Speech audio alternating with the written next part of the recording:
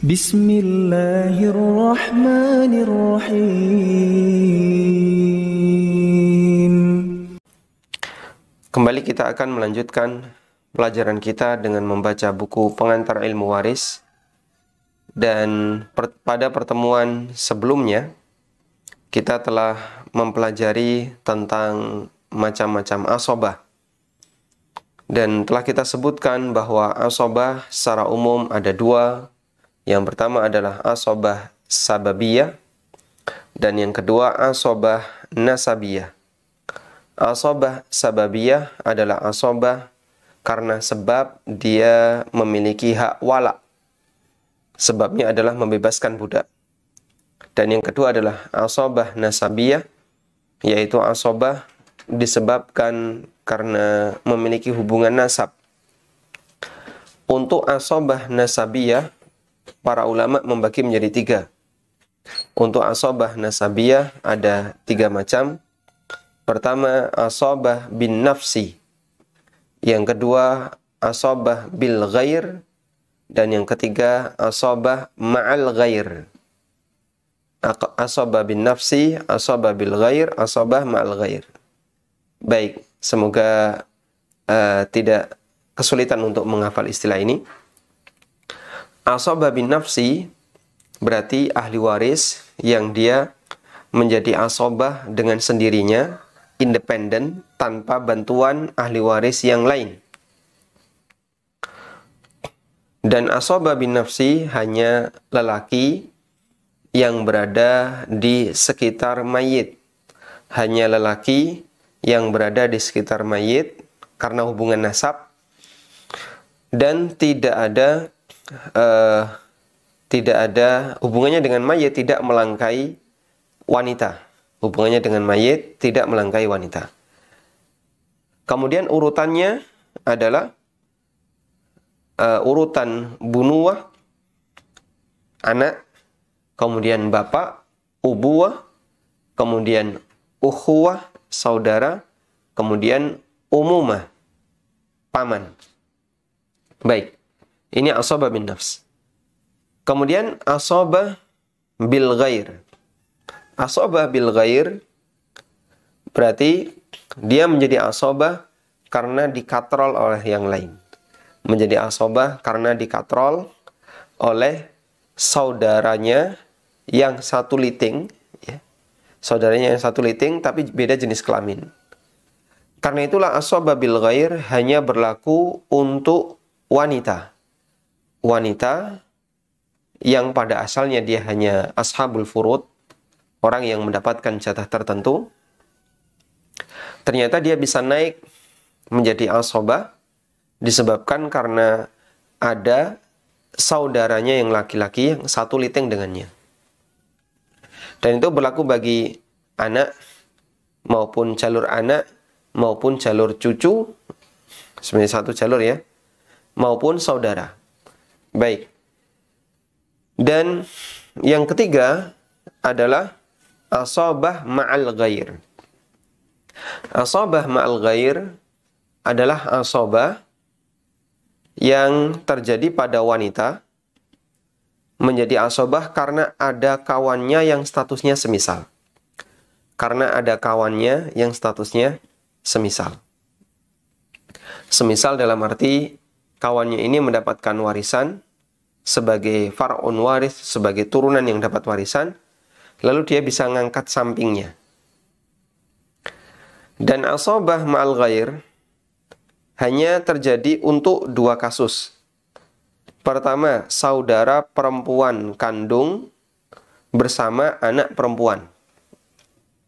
Atau kalau saya buat perlebar, saudara perempuan kandung, saudari ya, saudari kandung atau saudari sebapak bersama anak perempuan. Yang kedua, saudari kandung atau saudari sebapak bersama cucu perempuan dari anak laki-laki. Bersama cucu perempuan bintun dari ibn, dari anak lelaki. Selama tidak ada mu'asib. selama tidak ada mu'asib. Mu'asib itu berarti saudara lelaki yang menjadi yang menyebabkan asobah bil ghair. Baik. Kita baca dulu. Bagi Anda yang punya bukunya, silakan dibuka halaman 173. Ketika ada asobah ma'al ghair, ya, ditampilkan. Ketika ada asobah ma'al ghair, maka saudara seayah, halaman 173. Ketika ada asobah ma'al ghair, maka saudara seayah dan semua keponakan menjadi termahjub. Kita ulang ya. Ketika ada asobah ma'al ghair, maka saudara seayah dan semua keponakan menjadi termahjub. Baik. Coba kita tuliskan kurang lebih seperti ini ya.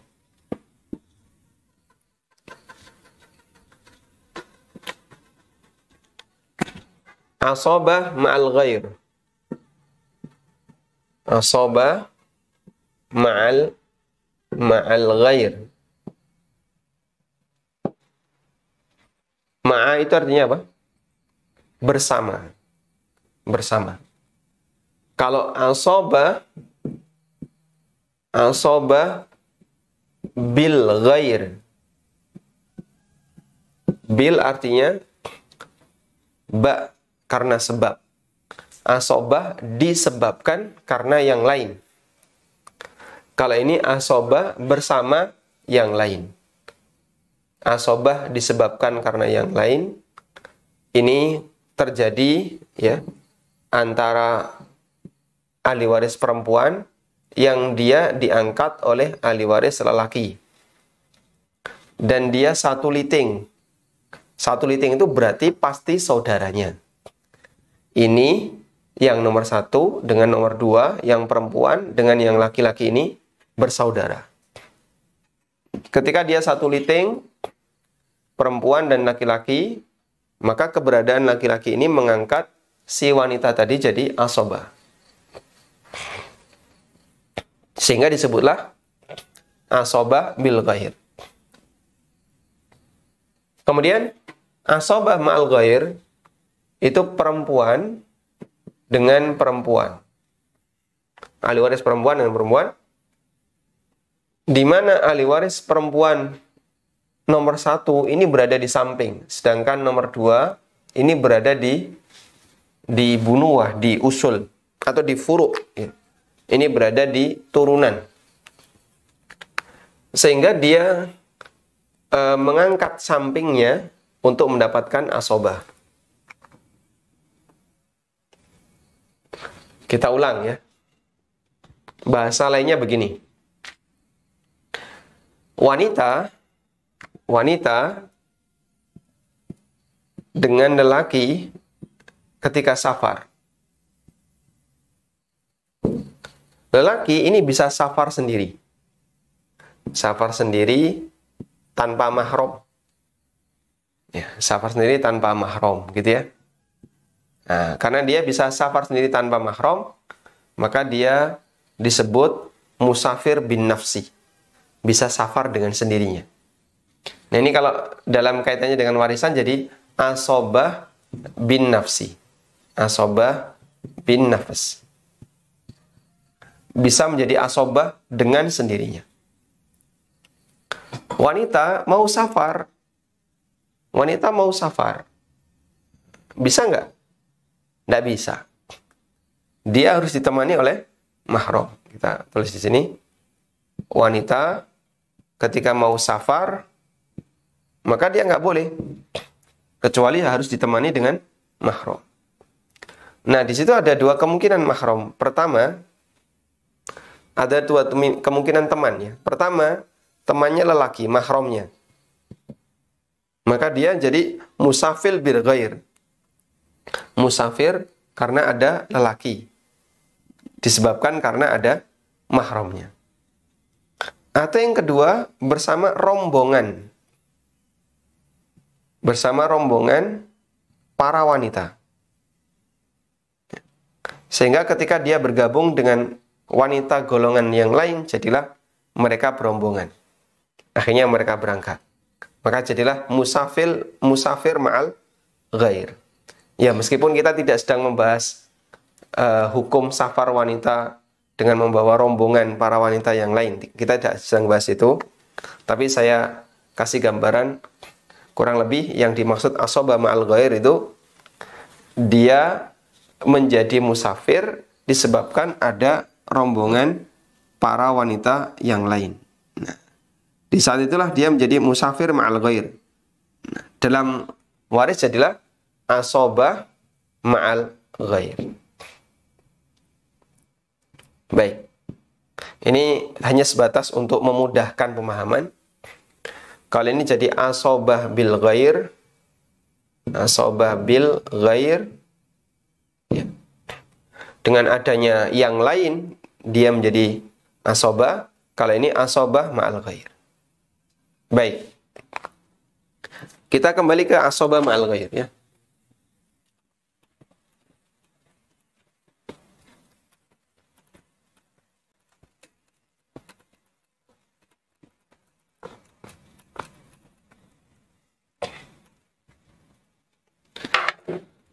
Saya ulang bagan ahli waris wanita. Dalam bagan ahli waris wanita ada anak perempuan bin. Ada cucu perempuan dari anak lelaki.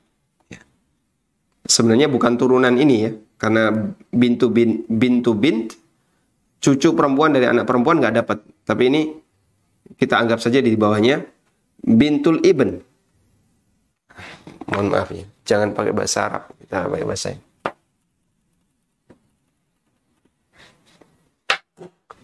Bintun, bin. Kemudian di sini bintul ibn.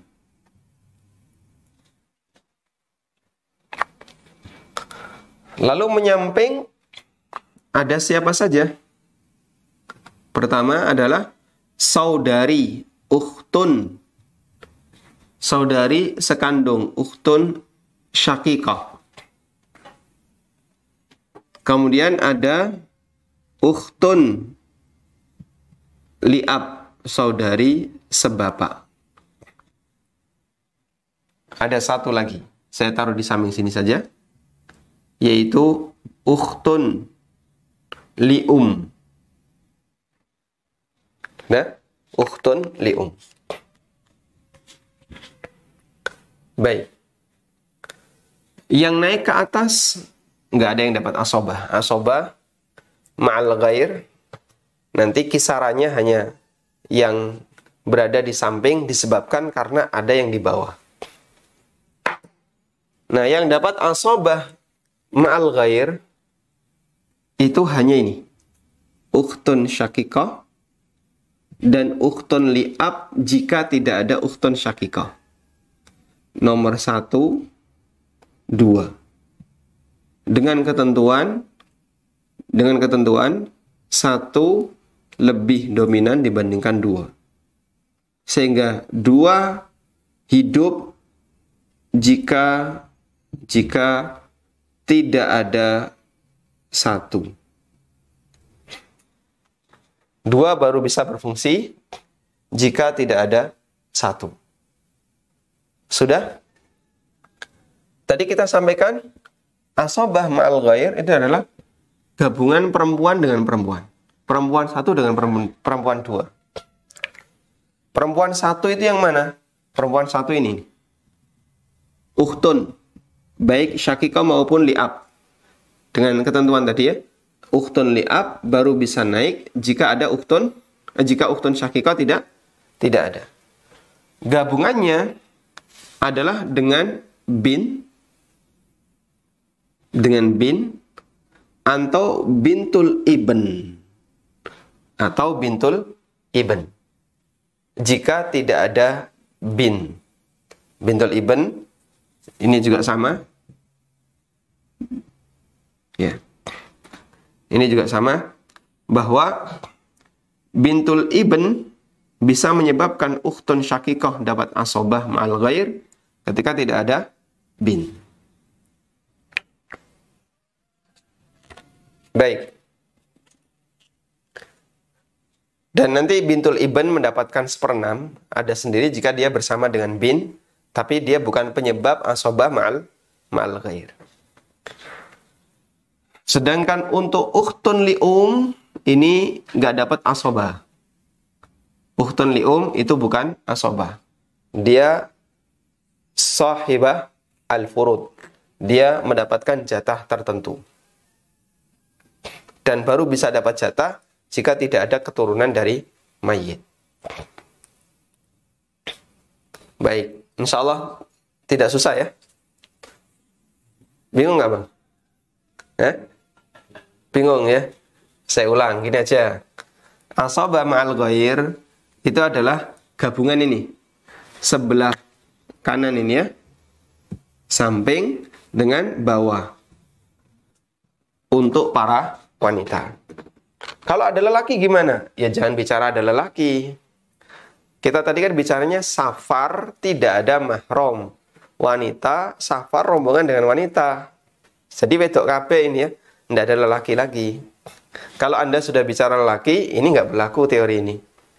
Teori ini hanya berlaku jika di keluarga mayit tidak ada laki-laki. Pak Ustadz, mayitnya lelaki atau perempuan? Masya Allah ya. Kalau Anda masih bertanya tentang itu berarti gimana ya? Ya tidak apa-apa ya. Tapi masih jauh pertanyaan itu ya.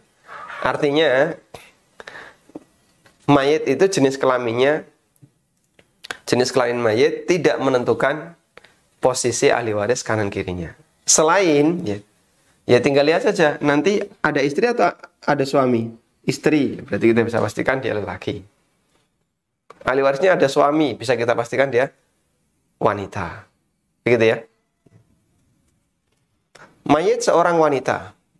Ahli waris yang ditinggalkan adalah istri. Oh, Masya Allah. Nggak mungkin ya. Baik. Karena kemarin ada pertanyaan di YouTube atau di Facebook gitu. Mayitnya lelaki atau perempuan? Ini pertanyaannya terlalu jauh gitu. Maksud saya, karena jenis kelamin mayit itu tidak mempengaruhi keberadaan kanan kirinya. Mau laki maupun perempuan, orang bisa saja punya ini sebagai ahli warisnya. Baik, kita kembali. Jadi asabah ma'al ghair itu terjadi pada kondisi nggak ada lelaki. Kalau ada lelaki, ini nggak berlaku teori ini. Yang kedua, dia terjadi gabungan antara saudara sekandung dengan saudara atau saudara sebapak. Ini atau hubungannya ya. Dengan anak perempuan atau dengan cucu perempuan dari anak laki-laki. Baik. Sehingga yang tadi ya, safar wanita rombongan ya. Safar wanita rombongan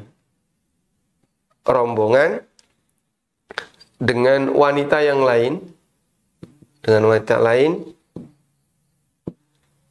itulah baru terjadi asabah ma'al ghair.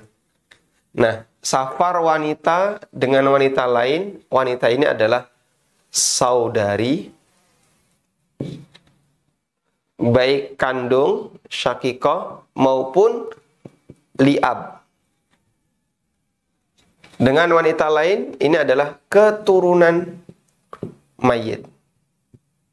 Keturunan mayit. Nah, keturunan mayit itu bisa anak perempuan, bintun, atau bintul ibn. Cucu perempuan dari anak laki-laki. Ini ya. Gabungan inilah yang menyebabkan terjadinya asabah ma'al ghair. Semoga bisa dipahami ya. Sudah? Berarti sekarang kita akan rinci. Asabah ma'al ghair jadinya ada berapa? Kita buat rincian di sini. Asabah ma'al ghair jadinya ada 4. Di buku saya sebutkan 2, Anda bisa tambahkan lagi ya. Asabah ma'al ghair jadinya ada 4. Ada 4. Ada 4 siapa saja? Ada 4. Ukhtun syakikah bersama bin. Ukhtun syakikah bersama bin. 1. Kelihatan nggak ini? Tinta biru. Kelihatan ya? Ukhtun syakikah ketika dia bersama bin. Ukhtun syakikah menjadi asabah ma'al ghair ketika bersama anak perempuan. Sudah? Yang kedua, ukhtun syakikah ketika bersama bintul ibn. Ukhtun syakikah ketika bersama bintul ibn.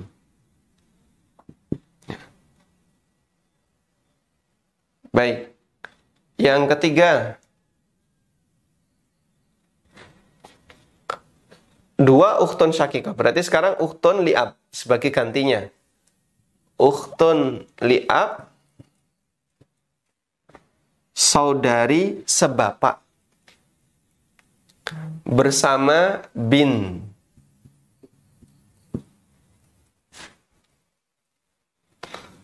Yang keempat, ukhtun li'ab bersama bintul ibn. Begini. Jadi ada 4 kondisi di mana seorang wanita mendapatkan asabah ma'al ghair, yaitu ukhtun syakikah ketika dibersamai oleh bin, ukhtun syakikah dibersamai oleh bintul ibn, ukhtun li'ab dibersamai oleh bin, ukhtun li'ab dibersamai oleh bintul ibn. Jadi Anda tinggal coba perhatikan keseragaman ini ya. Keseragaman dalam apa? Variasi ya. Dalam variasinya, jadi di situ ukhtun ab dibersamai oleh bin. Dengan ketentuan bahwasanya ukhtun li'ab ini baru menyala, ya, baru urip jika tidak ada ukhtun syakikah. Tapi kalau ada ukhtun syakikah, ini termahjub, ini tertutupi. Baik, semoga bisa dipahami. Sekarang coba kita lihat contoh kasus ya. Kita lihat contoh kasus.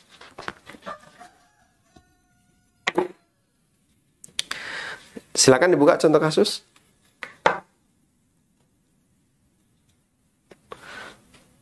Saya menyesuaikan. Silakan dibuka. Contoh kasus yang ke-14. Di bagian mana?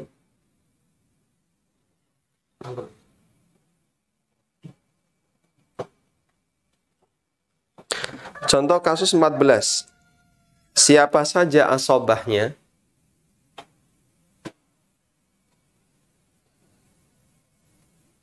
Nah, sebentar, biar kelihatan ya.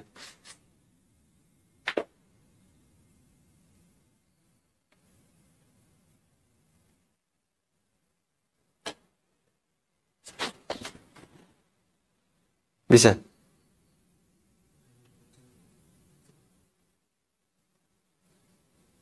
Nah, sip.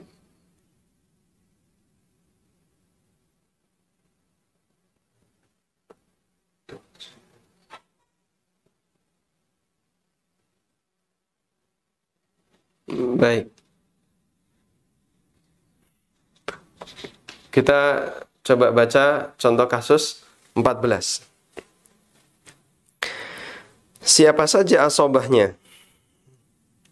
Si A meninggal dunia. Si A meninggal dunia, ahli waris yang dia tinggalkan adalah istri, dua anak lelaki dan perempuan, dan kedua orang tuanya. Ahli warisnya istri, dua anak lelaki dan perempuan, dan kedua orang tuanya. Baik. Siapa saja asobahnya? Sampai di sini kita berlatih untuk menentukan siapa asobahnya. Kita berlatih untuk menentukan siapa asobahnya. Suami istri itu tidak ada yang jadi asobah, baik suami maupun istri. Kemudian ibu tidak ada yang tidak jadi asobah. Ya. Yang jadi asobah itu bapak bisa, ya. Kemudian anak, kemudian saudara. Dengan urutan tertentu, sebagaimana yang sudah kita bahas. Baik. Sekarang coba kita kerjakan itu.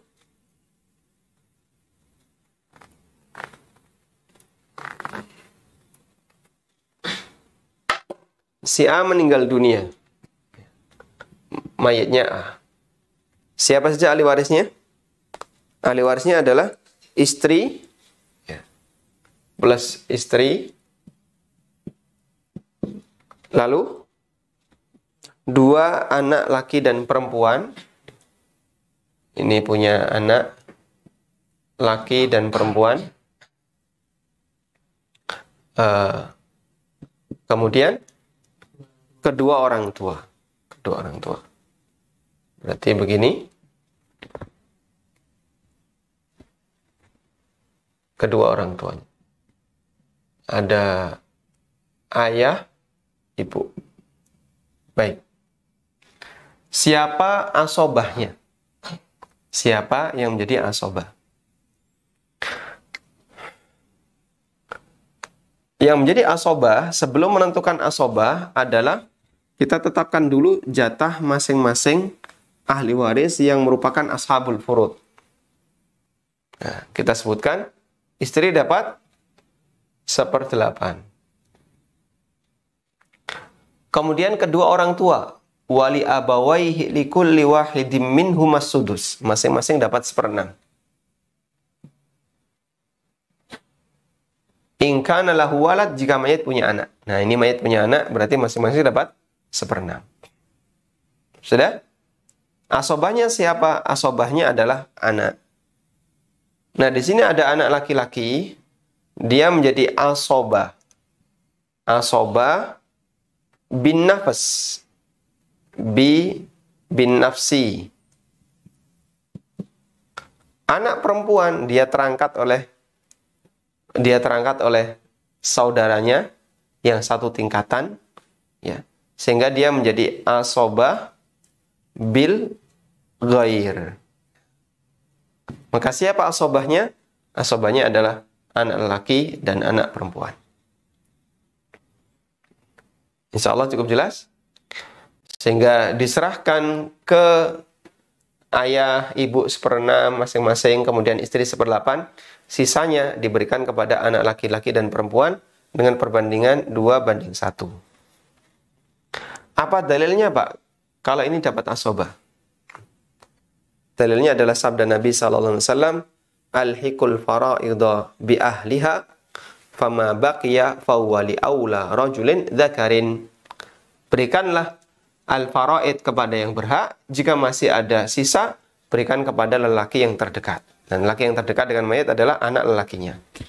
Terus anak perempuannya, Allah Subhanahu wa Ta'ala sebutkan dalam Al-Quran, yusikumullahu fi auladikum. Allah wasiatkan untuk memberikan jatah kepada anak-anak kalian, lidzakari mithlu hadzil unthayain. Bagi yang laki-laki dapat 2 bagian dibandingkan yang perempuan. Baik, itu dalil terkait perhitungan asobah ini. Berikutnya kita beralih ke contoh kasus yang insya Allah cukup jelas ya dalilnya. Contoh kasus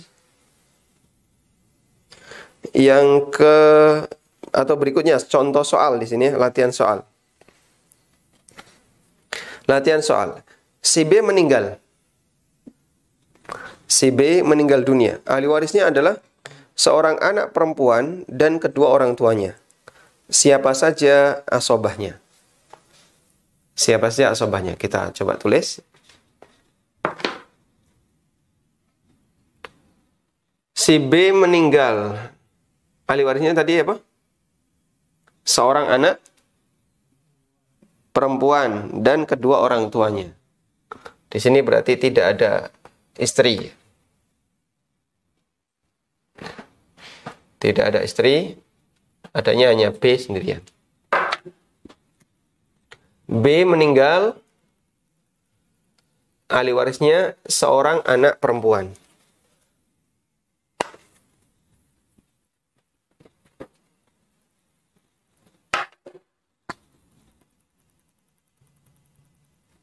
Dan kedua orang tuanya. Begini ya, kurang lebih. Siapa asobahnya? Siapa asobahnya? Sebelum menentukan asobah, kita akan bagi dulu ashabul furud. Berdasarkan ayat Al-Quran, Allah Subhanahu wa Ta'ala berfirman, "Fa in kanat wahidatan falahan nisf." Kalau anak perempuan itu sendirian, maka dia dapat setengah.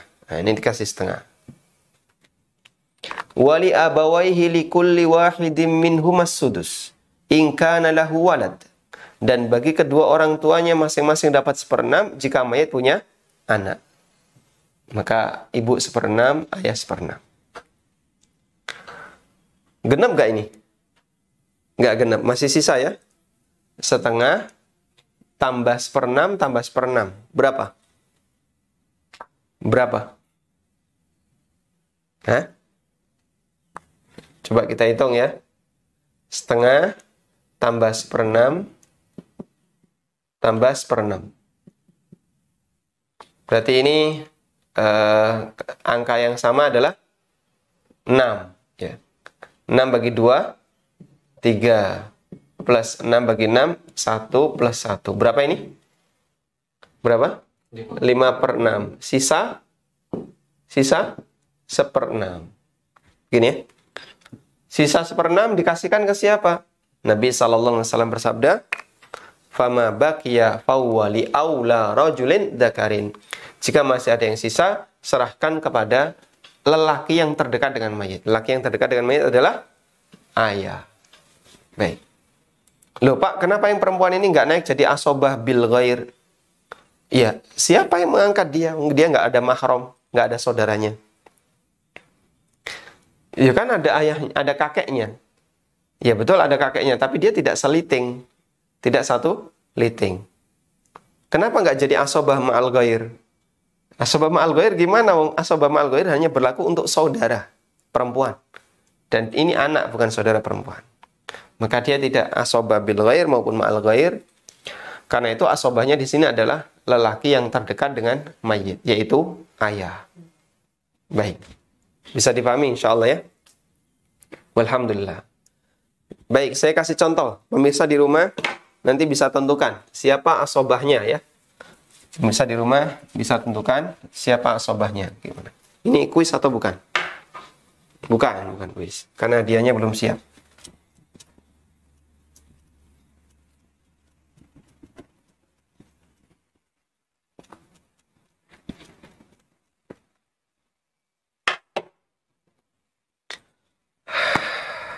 Ada kasus ya, A meninggal, ahli warisnya ibu,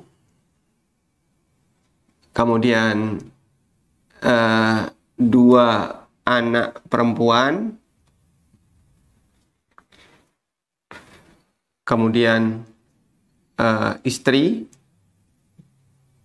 dan 1 saudari kandung dan 1 saudari seayah.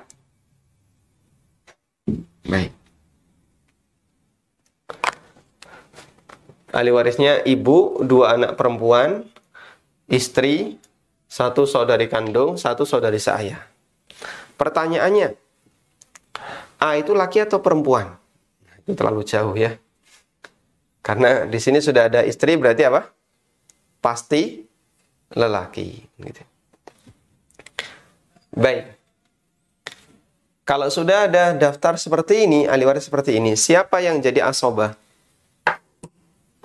Siapa yang jadi asobah? Alhiqul fara'idha bi ahliha.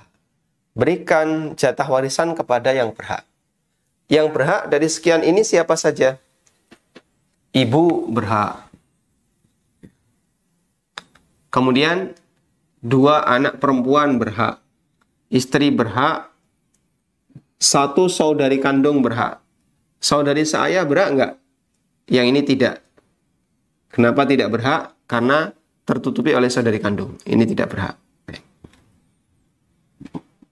Sehingga ahli warisnya tinggal ada 4 jalur. Tinggal ada 4 jalur. Saya sebut 4 jalur, bukan 4 orang ya. Karena aslinya kan 5 orang. 1, 2, 3, 4, 5. Baik. Ibu dapat berapa? 1/6. Nah, 2 anak perempuan, 2 bin. 2 bin dapat berapa? 2/3. Kemudian istri dapat 1/8. Istri dapat 1/8. Ada sisa nggak ini? Ada sisa nggak? Ada sisa? Berapa? Coba dihitung. Ya. 1/6, 2/3, 1/8. 24. Ya. 6, 24 bagi 6 berapa? 4. 3, 24 bagi 3, 8 kali 2, 16. Ini 3. Berapa? 23 ya? 23. Berarti sisa 1/24. Sisa 1/24.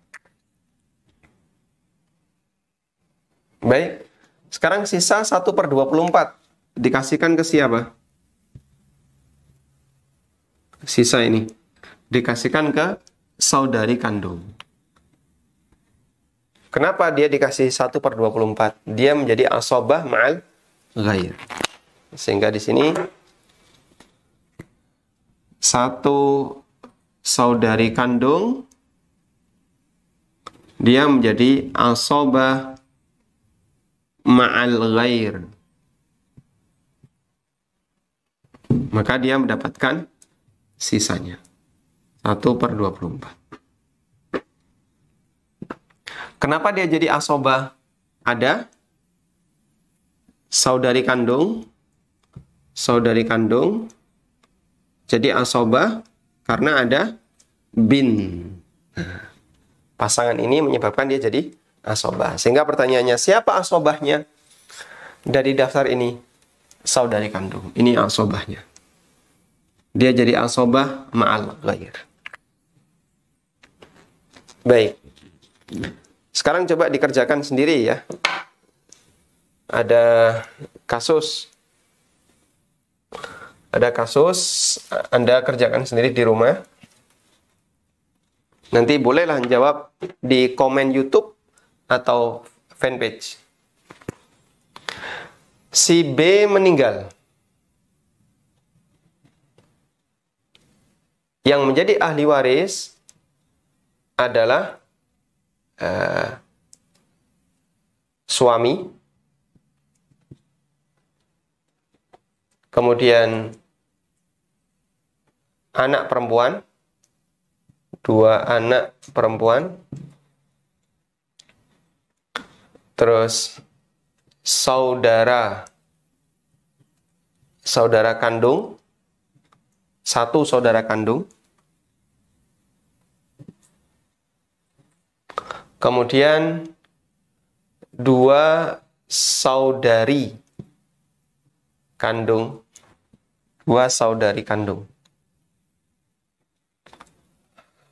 kemudian ibu,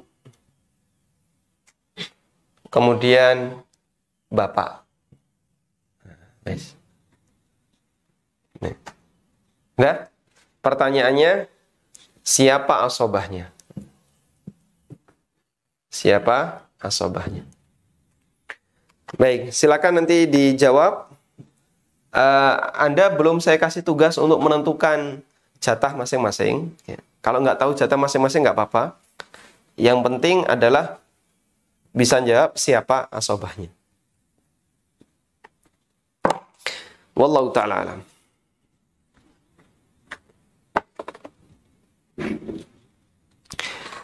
Walhamdulillahirrabbilalamin. Selesai pembahasan tentang asobah, yang sekali lagi kami ingatkan, ini dianggap sebagai pembahasan yang menurut mereka yang belajar ilmu waris paling rumit, karena harus menghafal istilah, kemudian pembagiannya, dan ketentuannya. Kapan bisa menjadi asobah bil ghair, kapan menjadi asobah ma'al ghair, dan seterusnya. Berikutnya kita beralih ke bab 22. Yang ini katanya jauh lebih rumit daripada pembahasan masalah asobah. Namun insya Allah bagi Anda yang punya komitmen untuk belajar lebih serius, insya Allah Allah mudahkan. Mengenal penghalang warisan atau hajib. Penghalang namanya hajib. Ya, penghalang namanya hajib. Proses terhalangi, ya, proses terhalangi namanya al-hajbu, ya, namanya al-hajbu. Baik, kita akan lihat penghalang warisan ada dua. Penghalang warisan itu berarti sesuatu, baik kejadian maupun person maupun sosok, yang menyebabkan sebagian ahli waris nggak dapat warisan atau berkurang jatah warisannya. Penghalang warisan ada dua. Pertama, penghalang warisan karena sifat. Hijab bil wasfi. Penghalang warisan karena sifat. Hijab bil wasfi. Yaitu penghalang warisan secara total karena kondisi tertentu yang menyebabkan ahli waris tidak berhak dapat warisan. Sehingga aslinya dia itu ahli waris. Cuman karena melakukan perbuatan ini, jadi dia nggak dapat warisan. Penghalang karena sifat ada tiga: perbudakan, pembunuhan, dan beda agama. Perbudakan, pembunuhan, dan beda agama. Makanya orang yang murtad dia nggak dapat warisan. Dan bagian ini sudah pernah kita bahas.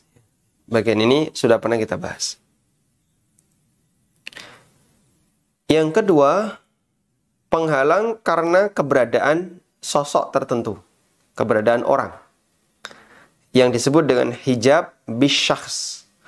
Syakhsun itu artinya orang, sosok. Hijab bisyakhsi, hijab karena ada sosok. Penghalang warisan baik secara total maupun sebagian disebabkan karena keberadaan ahli waris yang lebih dekat atau yang lebih kuat. Jadi definisi hijab bisyakhsi adalah penghalang warisan yang di sini Anda bisa buka halaman 175 ya. Definisi penghalang warisan karena hijab bisyakhsi. Di situ saya tulis yang penghalang warisan. Sebenarnya yang lebih tepat yaitu, seperti atasnya, bukan yang. Yaitu penghalang warisan secara total maupun sebagian disebabkan keberadaan ahli waris yang lebih dekat atau lebih kuat. Penghalang karena manusia ada dua. Pertama adalah hijab hurman. Hijab hurman, penghalang total, yaitu penghalang yang menghilangkan semua warisan disebabkan adanya ahli waris yang lebih dekat. Contohnya, ya, cucu lelaki terhalang karena ada anak lelaki. Saudara lelaki terhalang karena ada anak lelaki. Atau saudara terhalang karena ada ayah. Baik. Saya berikan keseragaman istilah. Orang yang menghalangi namanya hajib. Orang yang menghalangi namanya hajib. Ya. Alis, bahasa Arabnya apa? Hajib. Karena dia penghalang air agar tidak ke mata. Orang yang terhalangi namanya mahjub. Orang yang terhalangi namanya mahjub. Yang menghalangi namanya hajib. Yang terhalangi namanya mahjub. Sehingga nanti kalau ada istilah, dia dimahjub oleh. Berarti dia dihalangi oleh. Dia menjadi hajib untuk. Berarti dia menjadi penghalang untuk. Atau penghalang bagi. Baik. Saudara tidak mendapatkan warisan karena ada anak lelaki. Artinya, saudara mahjub dengan anak lelaki. Paham insyaAllah ya? Alhamdulillah. Kemudian di sini saya jelaskan.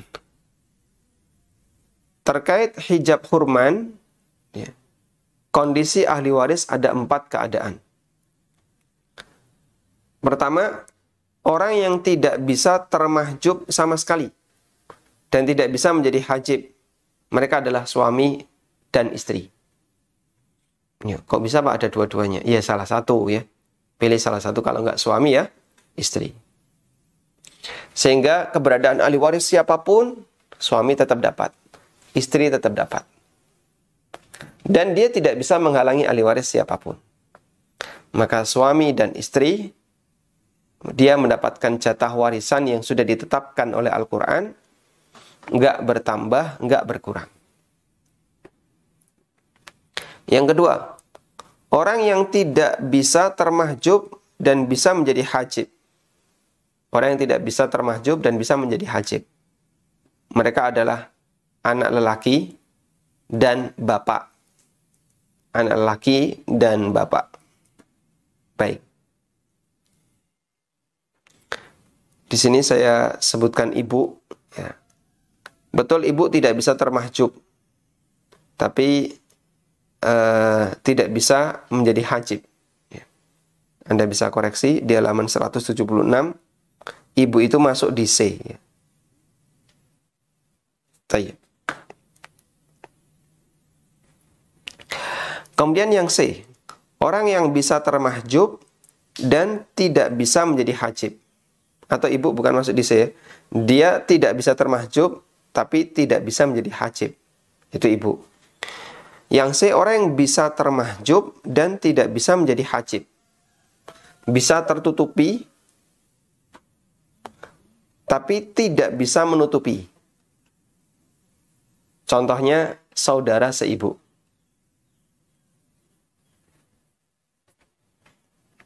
Sudah? Selanjutnya, orang yang bisa termahjub dan bisa menjadi hajib. Mereka adalah ahli waris selain yang disebutkan di atas. Ada saudara lelaki, paman, dan anak-anaknya. Baik. Semoga sekali lagi tidak kesulitan untuk menghafalkan. Dan nanti Anda kalau sudah sering mengulang, insya Allah akan sering mengulang pembagian waris, insya Allah akan terbiasa dengan ini. Ada pertanyaan begini. Kok repot toh belajar warisan? Kan sekarang sudah ada aplikasi. Tinggal masukkan, enter, ketemu hasil. Ya betul, sekarang sudah ada aplikasi. Dan banyak aplikasi itu. Cuman ketika Anda menggunakan aplikasi, pertama, nggak tahu jalan ceritanya. Kenapa kok ini? Kenapa? Ya aplikasi nggak bisa menjelaskan. Dan kalaupun menjelaskan, alurnya seperti apa, aplikasi tidak menyebutkan itu. Yang kedua adalah di aplikasi itu harus menginput. Kita memasukkan data, terutama data ahli waris. Nah, yang jadi masalah adalah kalau orang itu nggak kenal ahli waris. Ahli warisnya siapa saja, dia nggak tahu. Maka dia masukkan data, ya bisa jadi ngawur karena tidak tahu ahli warisnya. Nah, yang jadi masalah di situ. Makanya Anda bisa menggunakan aplikasi, betul, untuk membantu perhitungan. Namun, pastikan ketika menginput data, benar. Ya, karena aplikasi itu nggak bisa. Ya, coba di-scan dahi saya, ketemu ahli warismu ini, ya. Kan tidak ada barcode di tempat kita, ya. Dan aplikasi nggak tahu keluargamu itu siapa saja. Ya, maka aplikasi itu butuh diinput. Nah, inputnya, basicnya adalah harus tahu siapa ahli waris. Baik. Yang kedua, hijab nuqson. Hijab nuqson adalah penghalang sebagian. Yaitu penghalang yang menyebabkan terjadinya perubahan jatah warisan. Penghalang yang menyebabkan terjadinya perubahan. Dan perubahan itu mengurangi jatah warisan. Sehingga awalnya dia dapat gede, tapi karena ada ahli waris ini, dia jadi kecil. Contohnya, suami dapat setengah dari warisan istri jika istri tidak memiliki anak. Dan jika istri memiliki anak, maka suami mendapatkan 1/4. Sehingga jatahnya berkurang ketika di situ tidak ada apa? Ketika di situ ada anak dari mayit. Pak, itu anaknya siapa? Ya, anaknya mayit, gitu ya. Kalau misalnya ada orang yang nikah dengan lelaki yang sudah bawa anak. Misalnya ada seorang gadis menikahi duda ini punya anak. Terus duda ini mati. Istri ini dapat berapa? 1/8 atau 1/4? Kan pernikahan, misalnya, pernikahan dengan si gadis ini nggak dapat anak sama sekali. Duda punya anak, menikah dengan gadis, misalnya, ya. Kemudian selama pernikahan, anggaplah misalnya sekian puluh tahun, nggak punya anak. Nggak punya anak, terus duda ini mati. Istri ini dapat berapa? 1/4 atau 1/8? Jawabannya 1/8. Kenapa? Loh, kan pernikahannya nggak dapat anak. Betul, tapi suami sudah punya anak sebelumnya. Sehingga ada anak itu adalah anak mayit baik dari istri kedua maupun dari istri pertama. Bukan anak hasil pernikahan. Saya ulang, ya. Yang dimaksud mayit punya anak di situ adalah anaknya mayit dari siapapun dia. Bukan anak dari hasil pernikahan dengan istri yang ditinggal mati. Sehingga misalnya dia menikah dengan seorang wanita, lalu punya anak 1. Terus istrinya cerai, misalnya cerai. Terus dia nikah lagi dengan seorang gadis. Ya. Selama masa pernikahannya 10 tahun nggak punya anak. Baik. Maka si istri ini dapat berapa? 1/8. Karena si mayit punya anak. Demikian pula sebaliknya, istri mendapatkan 1/4 dari jatah suaminya, dari warisan suaminya jika tidak memiliki anak. Dan jika suami punya anak, maka istri mendapatkan 1/8. Ya, ibu bisa dapat 1/3. Ketika mayit punya anak, ibu jadi turun nilainya jadi dapat 1/6. Tayyib. Sehingga dalam kasus ini keberadaan anak merupakan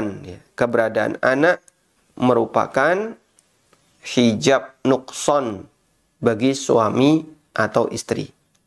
Keberadaan anak merupakan hijab nuqson bagi suami atau istri. Keberadaan anak mengurangi jatah suami atau istri. Kemudian di sini saya sebutkan tabel. Baik, alhamdulillah ketemu nih. Saya sebutkan tabel. Berarti ini nggak jadi koreksi, ya. Di halaman 176 teringat saya. Ibu bisa menjadi haji bagi nenek, betul sekali, ya. Ibu bisa jadi haji bagi nenek. Di sini saya sebutkan daftar hijab hurman dari lelaki, ya, dan daftar hijab hurman dari wanita. Ya.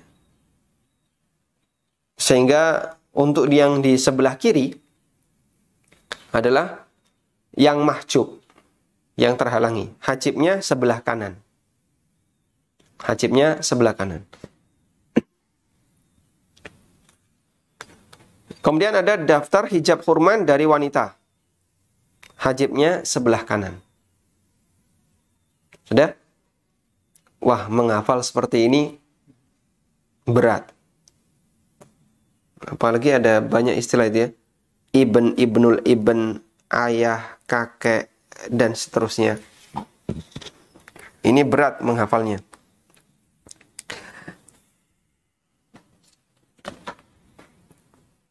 Atau gini aja. Anda kembalikan pada teori bagan ahli waris.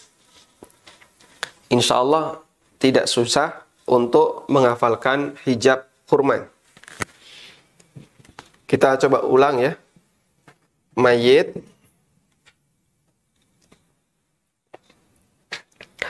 Kemudian ada,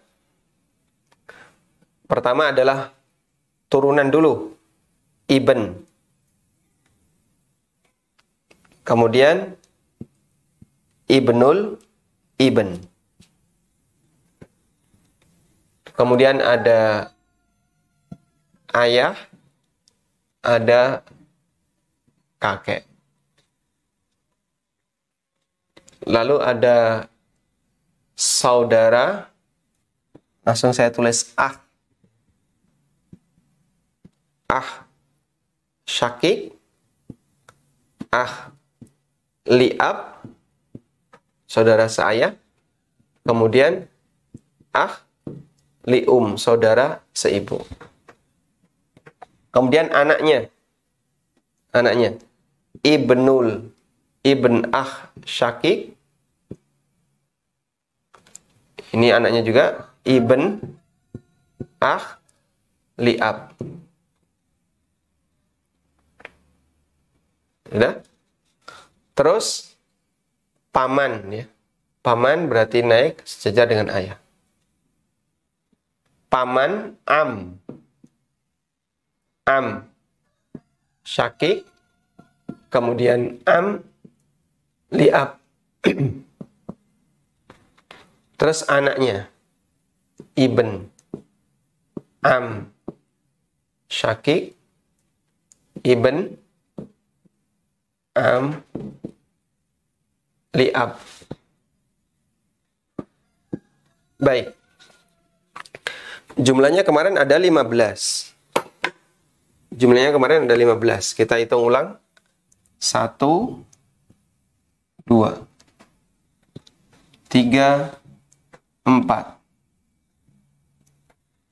Ada 5 6 7 8 9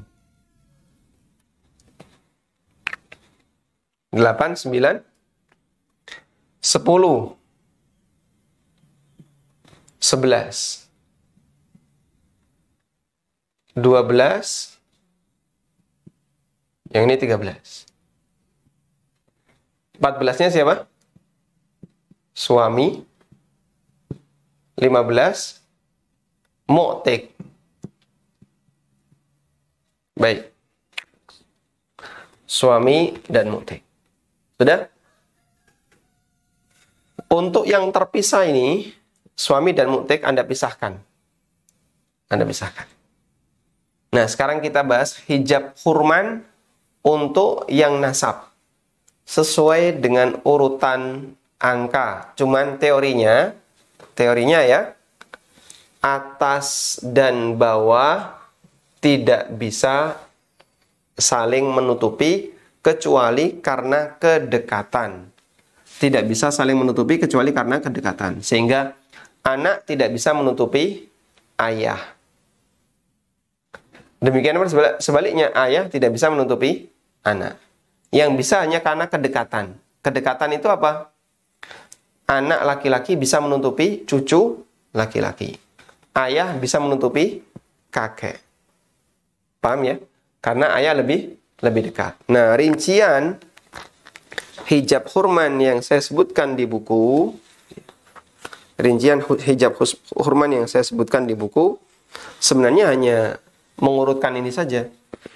Coba kita lihat ya. Cucu dari anak lelaki, ibnul ibn. Hijabnya adalah ibn.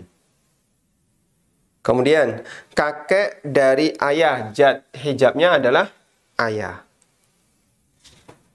Sudah? Ini yang bawah dan atas. Bawah dan atas. Sudah.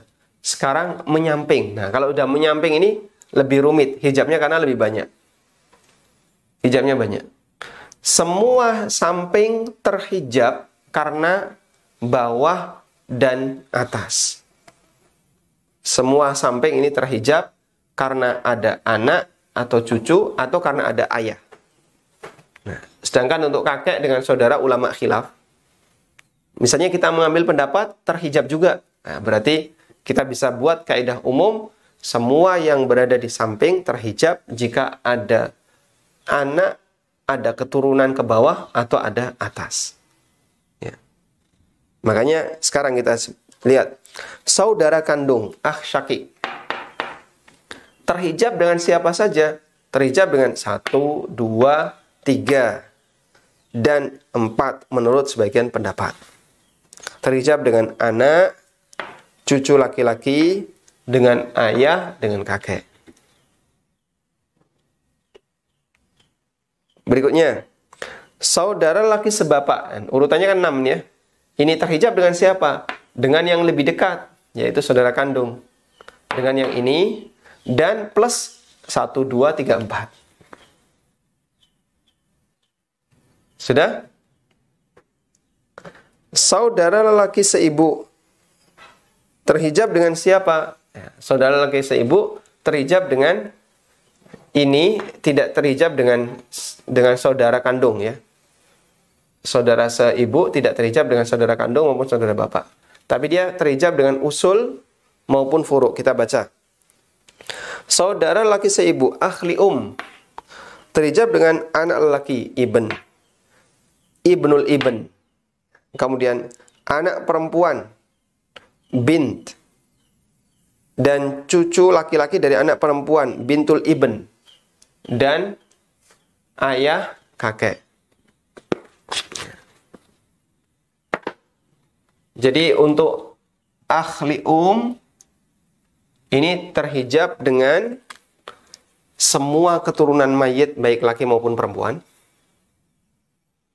dan semua atasnya mayit, ayah, kakek dan seterusnya. Itu untuk akhli lium.